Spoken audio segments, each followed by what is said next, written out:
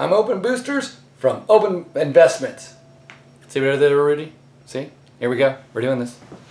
Alright, so Rudy from Alpha Investments and MTG Lion released a video on Mark Rosewater's information that players are leaving on record droves. It's a lot. 8 million or so. So we're going to pretend that we're elected CEO and we're going to try to fix the glitch or at least shore it up. The first thing we need to do is figure out why people are leaving, but let's just see what we can do in the meantime. It's hard to determine what everybody's leaving for, but we can pretty much predict one thing. Everybody has a greed monster, right? There's our greed monster, Scrooge McDuck. Couldn't be any more greedy than that. But you have a greed monster, I have a greed monster, Rudy has a greed monster, everybody has a greed monster. We want stuff to go up in value that we buy. That is the one true thing. If we buy something, it's great if it goes up in price, right? We always get depressed because if we buy a car, we drive it off the lot, it goes down in value, period, end of story. We all know that happens, we need a car, that's the one thing we need. But with collectibles, and we are a collectible card game, we're not just a card game, collectible card game. We want our collectibles to go up in price. It's fantastic when our cards go up in price. We get thrilled because they go up in price. Problem with standard, they don't go up in price. They're going down in price. Why are they going down in price? Overprinting. That's pretty much it. And then they just print it forever. Chronicles. This caused major controversy back in the day. They told us they were going to not print Black Lotuses and Moxes. And you know what we did? Like anybody should do, we went out and bought them. 30 bucks for a Black Lotus. I'm not kidding. That's insane. 30 bucks for a Black Lotus? That's craziness. But we did. We went out and bought it. And then Chronicles came out. And we knew that they could reprint that Black Lotus. And the Black Lotus is going to be 5 bucks. I spent 30. It could drop to $5. That's terrible. That's awful. So they made us a promise with the reserve list to never print that card again. Yay! So, and they kept their word. They didn't reprint it. Fantastic. I believe bringing back the reserve list is going to be fun. It's going to actually make the value go up.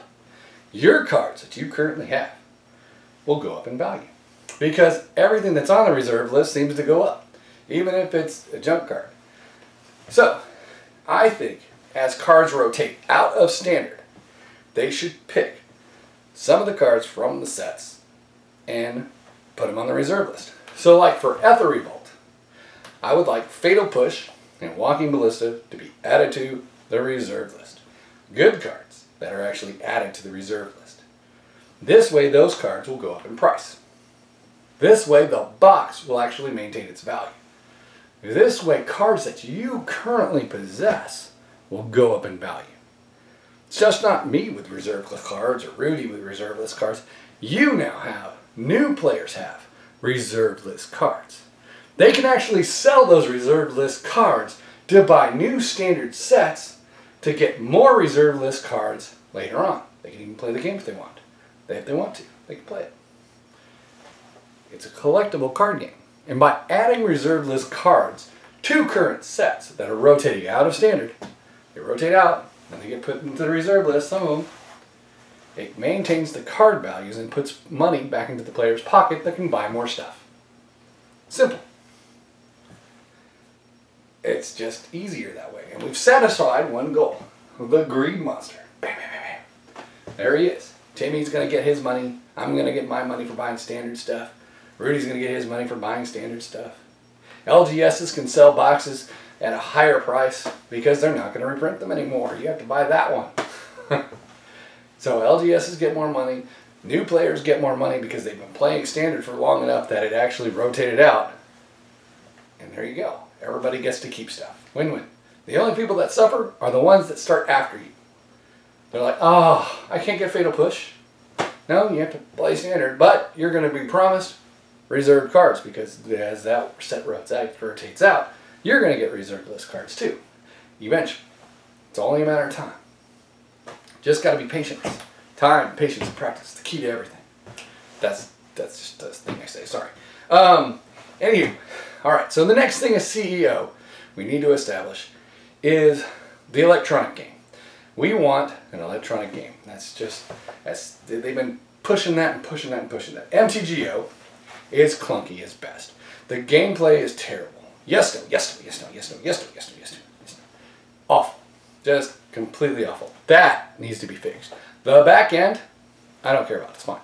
Searching for cards to put in my deck, fine. I don't care. As long as I can type the name of the card, you're good. Finding an opponent, fine. Don't care. The gameplay, come on. You gotta put the effort into the game. The game part, the part that people enjoy. It can't just be yes, no, yes, no, yes, no, yes, no, yes, no with all those clicks. It's just annoying. So, that needs to be fixed. Magic Duels had a good user interface. However, it didn't give us all the cards. So I can't even use it to make a standard deck. Can't really use it as I want to use it. MTGO, you can use it as you want to use it, but then you have to play with a clunky Toyota, I don't know, clunky thing that's made from 1973. You know, my Dodge Plymouth Gold Duster that would stall out on the road. I mean, it's terrible. And new players aren't going to want to play with that. They're going to see that and go, this is junk, I'm out. And that's what they're going to do, because you have a choice. You can play MTGO, you can play Hearthstone. Hearthstone is smooth. I don't have to worry about anything. The other key thing about Hearthstone is that it doesn't have mana screw. The mana screw, we want to have an immediate game. I want to enjoy that game, and Hearthstone can give me that. And it can give everybody that, because they don't have to worry about it. It's similar enough to Magic the Gathering that it's not like, you know, it's good. It's like a simple form of Magic the Gathering. Magic the Gathering is much better if I'm playing with somebody. And Hearthstone is Hearthstone. It's good. But it doesn't give you that immediate gratification. Have you ever, I've tried to teach Hearthstone people to play Magic the Gathering. And every single time they complain is about mana screw. They like the game. They like the game as long as it's a good game. But you don't get good games as often as you do with Hearthstone. Hearthstone, you log in, you can get a good game. I log into Magic Duels, either my opponent's mana screwed or I'm mana screwed most of the time. Well, not really most of the time. It just feels that way. You know? And if something has a feeling, an emotional state, it feels like that. You know? It's not really happening. It's just in my head, but it just feels like it's like, boom, good game, boom, good game. My opponent gets mana screwed. And then the next time I get mana screwed, and then there's a couple more good games, and then it's the mana screw, and then mana screw again. And it feels like there's a lot. And when you can only log in for a certain period of time, you want as many good games as possible. And it just doesn't work. I don't know whether they just need to change their randomization or what, but it just feels like I'm just getting mana screwed all the time. Well, not me, but the opponents. And that part's bad. And it could just be bad players, you know. But when I log into Hearthstone, I usually get a good game. I may not win, but I usually get a good game. I don't really care who wins, as long as it's a good game. The gaming experience outshines what we're doing. I want to have a good game. I don't care who wins. I want to be able to think, be able to try, be able to compete. So I think what we really need is a new version of Magic like Tome Magic where mana screw doesn't apply. We have our lands off to the side and we can choose to draw or not off the land pile. Basic lands only. It needs to be swapped out. And then mana screw kind of goes away. There's no lands in your actual deck. Only lands over here. I'm telling you, that you can have a two-type version. One type, sorry, type 1, type 2. I guess that's in my head all the time. Anyways, that's different stuff. Different discussion entirely. But two versions on MTGO. One, Magic the Gathering Light, where the lands are on the side. You know, like Tome Magic. And two, Hardcore Magic. You know, for advanced, skilled, and willing to accept mana screw. That's basically what it should be. Because that electronic version, that's light Magic the Gathering, will draw more people to play. Because it's gratifying to be able to log in and play the game. Right? And get a real game. I can't tell you how many times I go to anywhere and I get mana screwed. You know, you're trying to do it deck test, you know, to see if your deck's good. Someone's going to get mana screwed and you think your deck is good, but it's not. So it needs to feel better. It needs to be better. So that's always been a limitation to the game. And don't get worried about a new format, because there's Commander. I mean, that's not the same as what you get from the manual, right? And you can't be afraid of that. So I think it would be better for electronically anyways. And it would bring a bigger audience to come, to play, to experience Magic the Gathering. Because it really is a good game. And people who get the good game like it, even if they're coming from Hearthstone. You know, they've only played Hearthstone. I know people that have only played Hearthstone. I know it's hard to believe, but that's true. So, I don't know how he does this all in one take. I would edit this down and it would be probably 30 seconds long. I'd probably say like 15,000 times. Good job, Rudy. You stay on point. I don't stay on point. Point. I like my Scrooge. I like my green monster over here. I thought that was funny. All right. Hope you enjoyed. I don't know if this was informative or whatever, but I thought it was different, and I wanted to imitate Rudy for a little bit. And I've got a reserve list card on the back. There you go. The Sunni Doppelganger. Craziness came out. Yeah. All right. But that's what I would do. I think it's great. I think it's fun. Oh, so many demonic tutors and soul rings.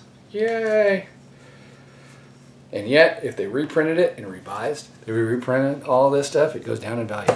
You know what would tank? Like a rock, if they brought it back, revised dual lands. Let's say they printed a whole bunch of revised dual lands. They would sink like a rock. Beta? Perfectly fine. Look at this, look at this. Got lightning bolt here, $100, 200. I mean, this is mint condition, so about 200 maybe. I don't know, $100, 150. But this is revised, it's 4th edition, both are $2. So, vintage products are always going to stay high because they're first. This is priceless. I know, it says 4 on top, and you're like, oh, that's not priceless, that's terrible. But that is fun. That is my very first card. First, I guess rare, you should say. It was in my beta starter that I bought. It had a stasis, but back then I didn't really know what to do with stasis, so I just, you know, I didn't know what to do with it. So this became the more important card. But, you know, you're a noob and you didn't know what you were doing back then. Nobody did. But this one I could understand. This is great. So many memories with this card, and this is actually from the first starter. So fun.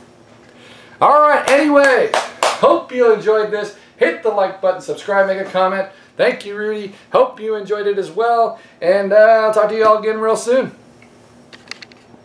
Now, I'll step off camera. It doesn't matter.